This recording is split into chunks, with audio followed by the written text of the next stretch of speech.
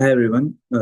Today I'll be presenting JQ's field expansion into Canada, and we'll break down the challenges, the global marketing mistakes they have made, and what the company could have done differently. So, JQ was founded in 1947 in the United States and became known for their preppy and stylish apparel. Uh, at its peak, brand operated over 450 stores worldwide.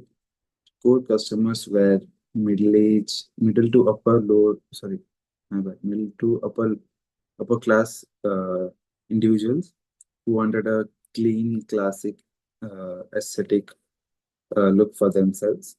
The company was seen as premium, but still accessible lifestyle brand.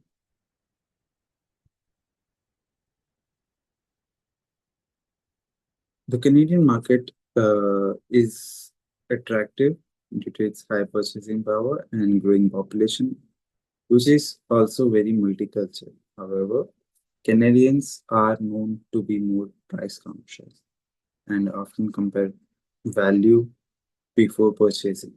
The apparel industry in Canada is saturated with strong domestic retailers and very heavy competition from global brands, plus import duties to make it cross border. Uh, this makes the brands more expensive.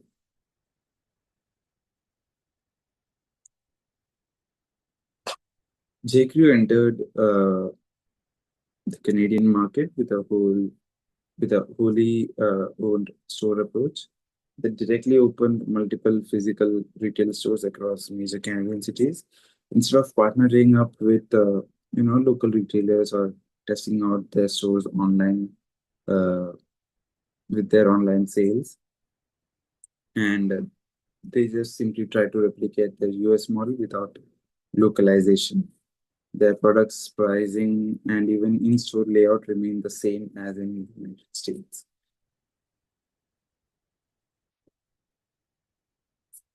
So the challenges they faced, one of the biggest issue was pricing. Uh, Canadian customers were paying between 15 to 30% more than US customers for the exact same items due to tariffs and currency exchange. Uh, Canadian shoppers also realized that they could travel across the border or shop online for cheaper. J.Crew did not adjust their winter apparels for Canada's most extreme climates. At the same time, local retailers like Aritzia and bigger international players like Zara, H&M were offering more fashionable for way more affordable prices.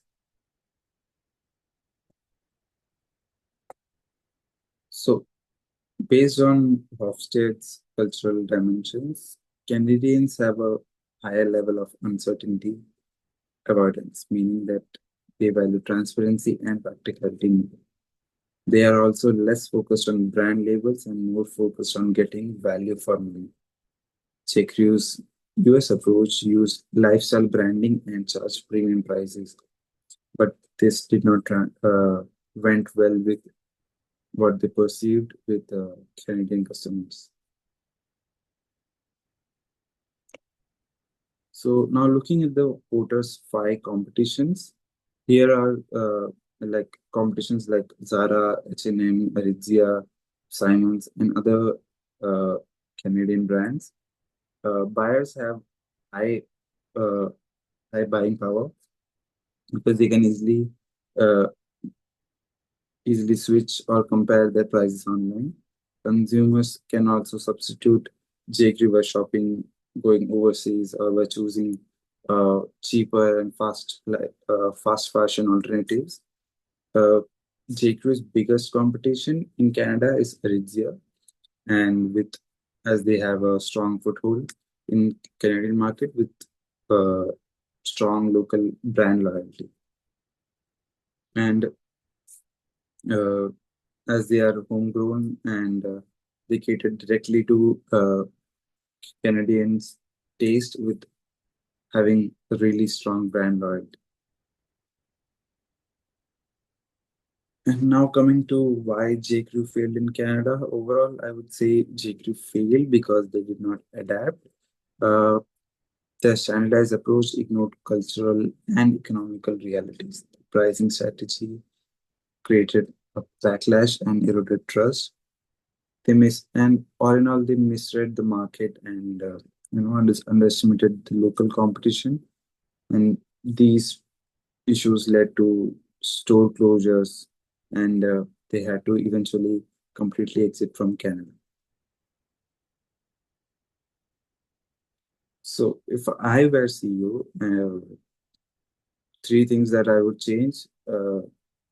These were the three things that I would change. Firstly, I would have entered the market through a joint venture or a franchising model, reducing risk and utilizing more of local expertise. Secondly, I would adapt the product mix and pricing to local needs, especially during winter time, having a winter specific product and price points, adjusting to the local Canadian market. Also, third, I would test that what's the demand online or having a uh, short term pop up store before investing in full fledged stores all across uh, the Canadian cities. Lessons for global marketers. In this case, particularly, the importance of balancing standardization with adaptation. Uh, Global brands must respect local cultures, values, and align with the pricing and product offering, uh, depending upon the local preferences.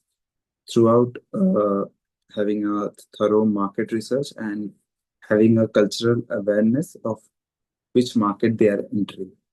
And even if they seem like a very similar culture.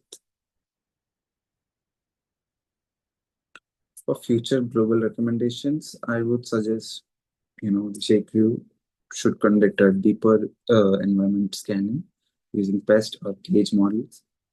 Uh, they should keep a flexible pricing strategy and adapt their market and products locally and use omni-channel methods like online stores or local partnerships to enter the market with a minimized risk. And